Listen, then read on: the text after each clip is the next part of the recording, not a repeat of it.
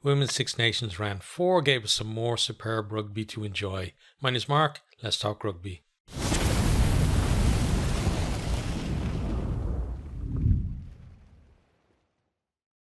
Plenty more skills on show in round 4 of the Women's Six Nations. Some, maybe one-sided scores, but at the same time, you just have to admire the skills of both England and France in their games. And then we had a really, close contest as well between Italy and Scotland. But we're going to go through each of the games in turn as they occurred on the weekend. So we're going to start with England 88, Ireland 10. So a big score line for England there. A really good crowd there as well. And, it just shows how much the game is growing, especially in England, but also, we're seeing good crowds in Ireland too. And it's not going to be that long before, we're going to see the likes of Twickenham and the Aviva Stadium full for these annual games as well. And, that's really what we want to see. Obviously, we want to see it reaching that level where you can actually see the women's game sustaining itself. And again, I know I mention every video, but it's, what I think, for the future of the game in terms of the growth of the game, it's the women's game that's going to grow the most. The men's game, you can go into new markets, etc. But the women's game, it's not starting from zero, but it's starting a long way behind the men's, but it can reach the same level as the men's and then grow with the men's in the future as well. And, therefore that really is the area where I think unions need to focus, more of the resources, because that's where you're going to get your return. And then, those returns, are just going to be able to then grow the game even more as well. Right. And, I want to see both, the men's game and the women's game, grow in the future. I don't want to see one kind of being, stymied, because we're focusing on another one instead. So therefore, I feel like the women should get this, the same level of support as the men, even if that has to be kind of stepped up over, over a number of years. But that's where I think we should be aiming for. Anyway, let's get into the game. So Ireland, first of all, having to do a lot of defending, keeping, waves of English attack out in the first 5 minutes. And overall, they're doing a decent job. They're not kind of letting England get through too much, but England only need like a tiny, little gap, and suddenly all of that good work is gone. And that's what happened for the first try. England, they spread it out to the right. I think Parsons makes a pretty good read, comes out of the line with a decent, tackle there. But then Dow gets the ball and she just shows good strength, shrugs off a couple of would-be tacklers and goes over to score the opening try.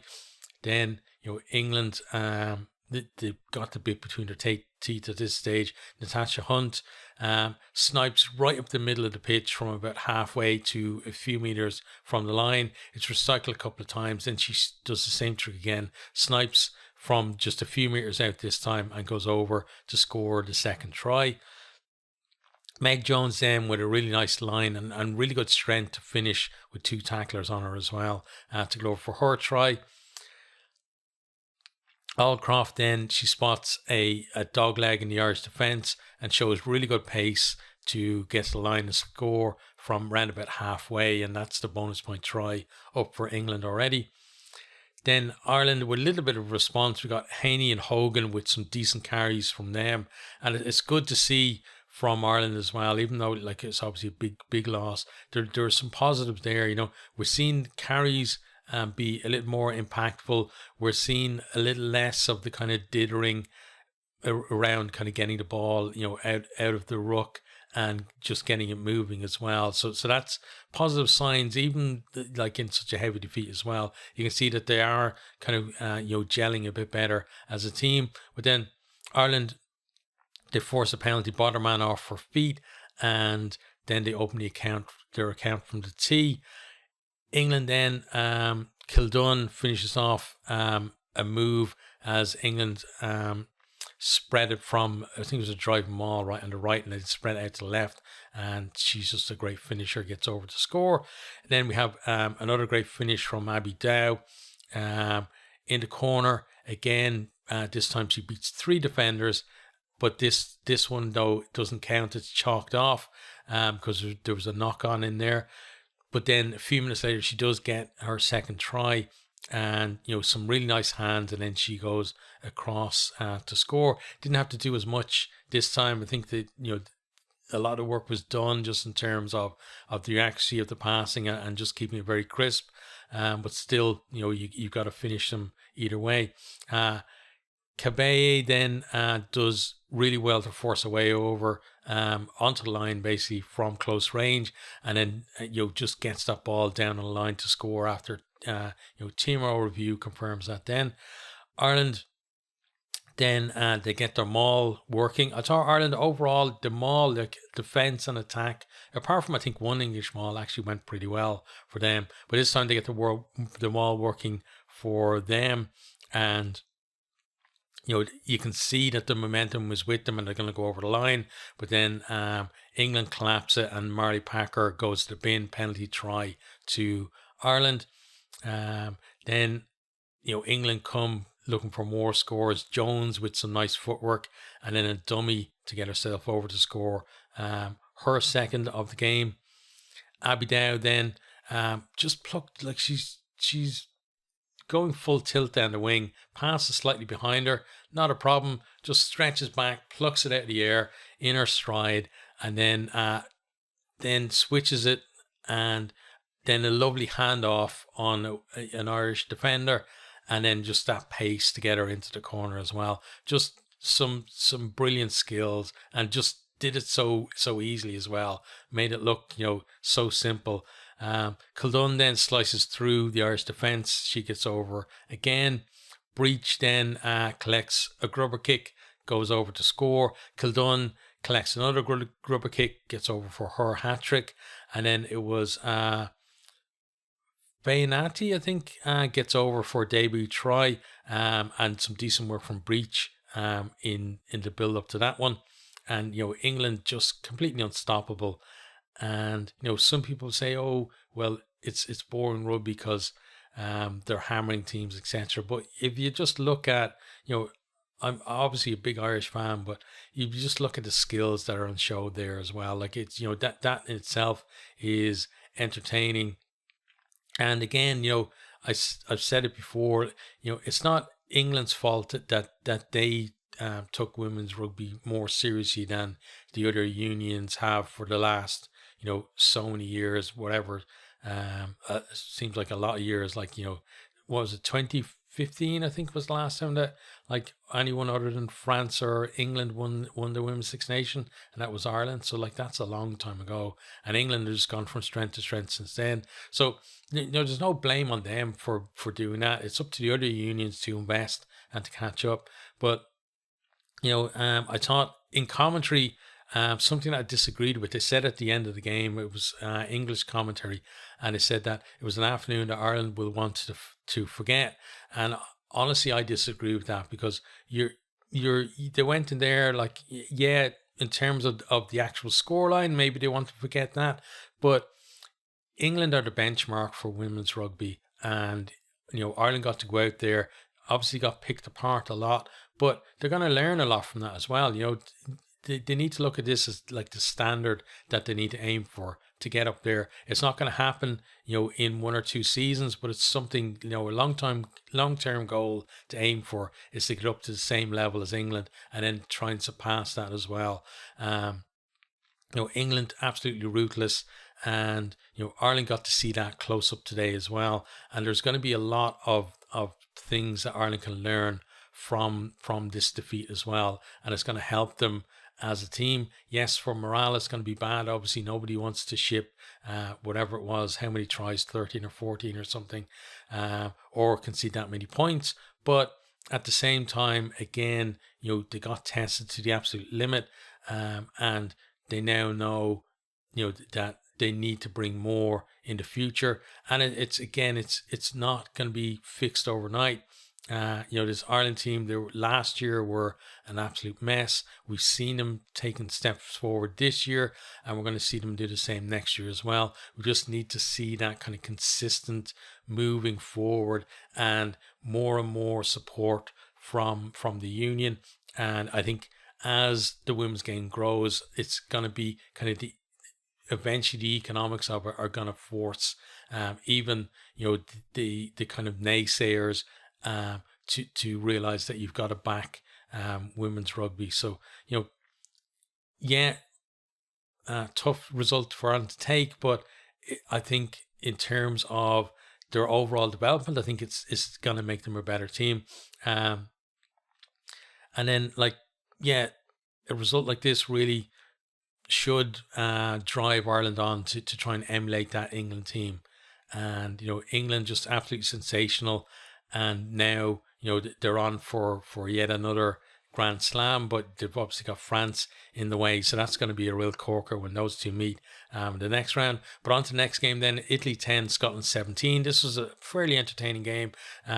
Italy at the start under the cosh, and for most of the opening quarter basically, but some really good work at the breakdown, getting over the ball, winning those penalties, and kind of giving themselves an out, lifting that siege. Scotland, by contrast, putting on lots of pressure, but they can't find that chink in the defence, to get a real decisive break and get themselves over the score.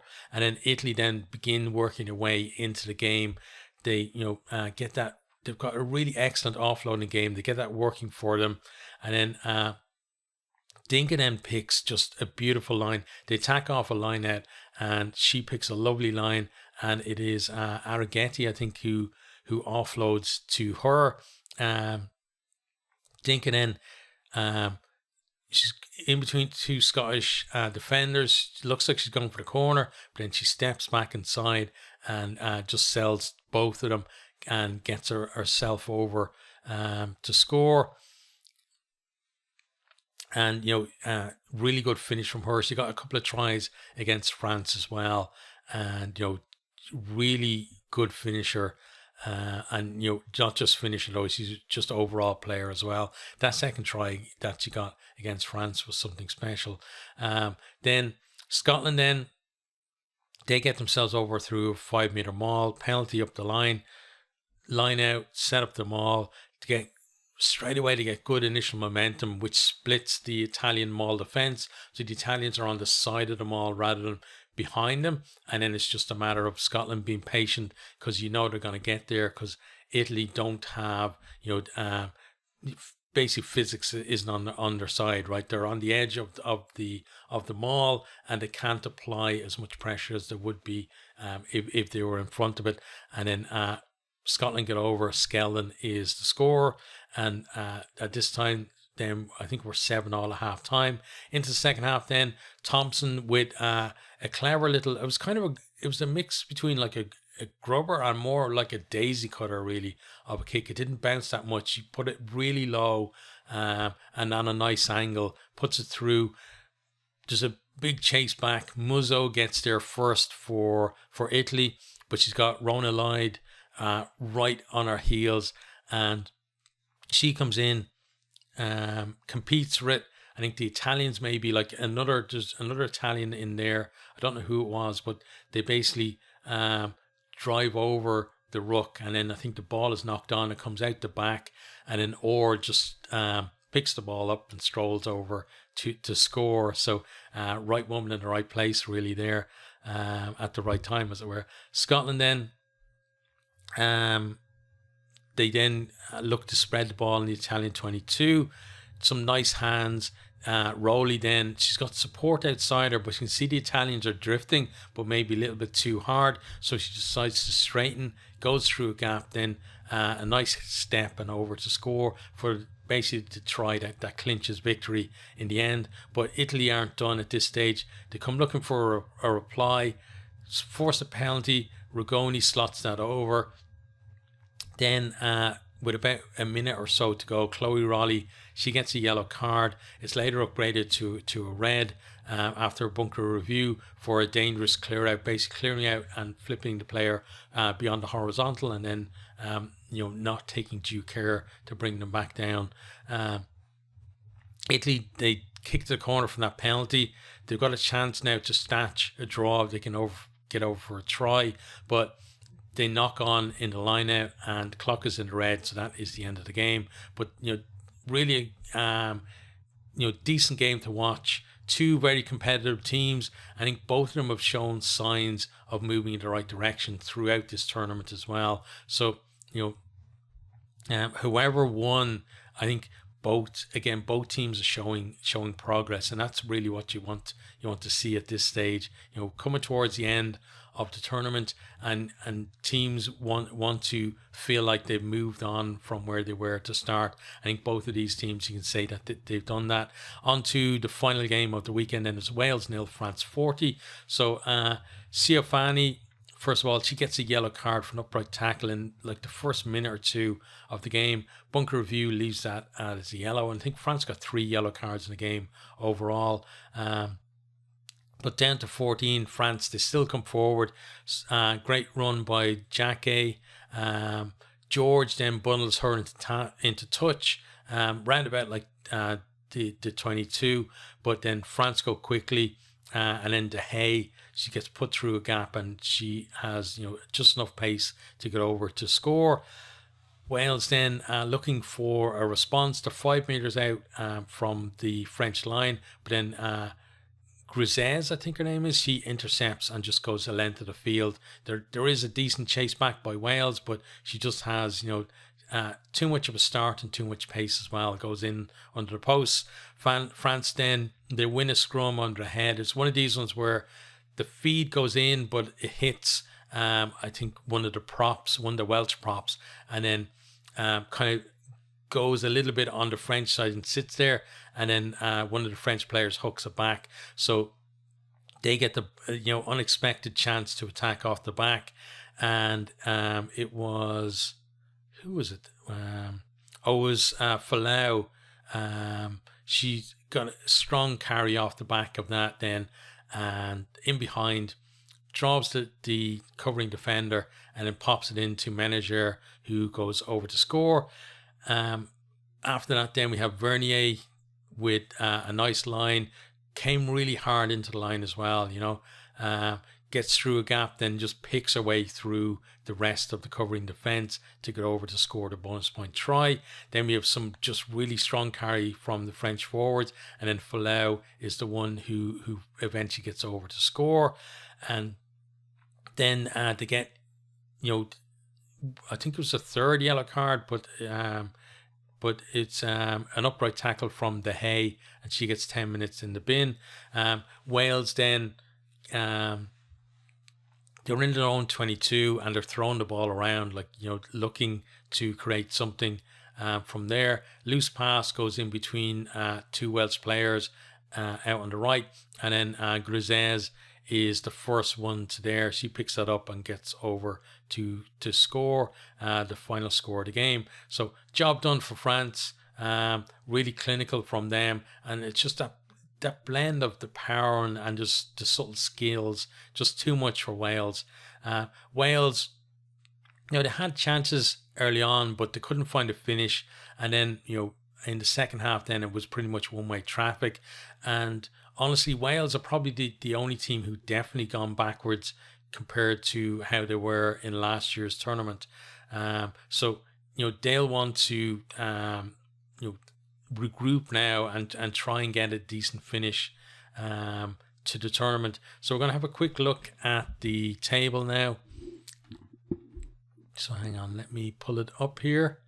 There we go. Okay, so leading the way, England, maximum points, 4 wins, but 4 bonus point wins for them. So 20 points at the top there. They've only conceded 2 tries. So that penalty try against Ireland, only the second try they've conceded in the whole tournament. They scored 38 themselves. So you just can see they're so ruthless, and it's what great teams do, right? They get ahead and the foot never comes off the gas. They just keep on pushing on, pushing on. They want more scores and more scores, and that's what this England team are delivering. France there in second place, also 4 wins out of 4. I think it was Scotland they didn't get the bonus point against, but pretty simple for England and France going into the last game. Whoever wins is going to be the Grand Slam champion. So that's a really exciting game to look forward to. Third place then is Scotland. For me, so far in the tournament, I think that's the right placing for them because they're the best of the rest as far as I've seen. So 2 wins and 2 losses for them and 8 points there as well. Italy and Ireland do have a chance though to pip them. So the final round is going to be exciting for everyone involved, I think. Fourth place there is Italy. That one win that they got against Ireland, and so far 6 points for them, but with a chance, they're playing Wales in the final round, so definite chance to potentially finish in third place for them as well. Ireland in fifth place with a pretty similar record to Italy, just that the points difference slightly, very slightly, only 2 in it, favours Italy. But Ireland, their one win was against Wales, and 6 match points for them as well. Wales then propping up the table at this point. With 1 point, you got to say, especially given their points difference, probably looking at being the wooden spooners this year. They'll have to beat Italy by it's like a 37 points difference, so they'll have to beat Italy by they have to beat Italy by 19 points, I think, to turn that around. It's obviously doable, but and get a bonus point as well, and deny Italy any kind of bonus point try or otherwise. So it's doable, but probably not very likely, honestly. But they'll want to finish well, even get a win, whether that win still is, ends with them getting the wooden spoon. At least, they get a win under the belt and have a bit of a bounce coming out of it. And then we have Ireland entertaining Scotland as well in their final game. So that's going to be, I think, a bit of a humdinger there. I think, if it was over in Scotland, I think Scotland would definitely be favourites for this. So home advantage for Ireland, maybe even things up a little bit. But as I said, Scotland have been the most impressive of the other teams so far in the tournament. So you feel like Ireland, they've got to show more progress and going to kind of step forward again to get that win against Scotland. But it's I think in terms of the fixtures for the final round, it's kind of fallen really well because every game has something riding on it. And we're not going to have any dead rubbers, which is brilliant.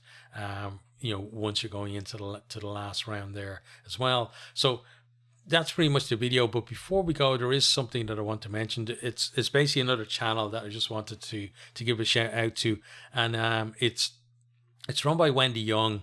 And it's YSC Rugby, and I'll have a link. There'll be a link in the description to their YouTube channel and their Twitter. So go and check that out. But the reason why I'm saying this is because it's a great resource for what's happening in the women's game, not just in Europe but all around the world. You got updates on what's happening pretty much every week, and then you got other content on there as well. So it's a nice starting point for anyone who wants to learn a bit more about the women's game, and also because of the breadth of content that's on there too, it's great for from that level to basically just anyone who can't get enough rugby in general as well. You're not going to be disappointed when you go on there. Some nice summaries and just keep you caught up with what's going on.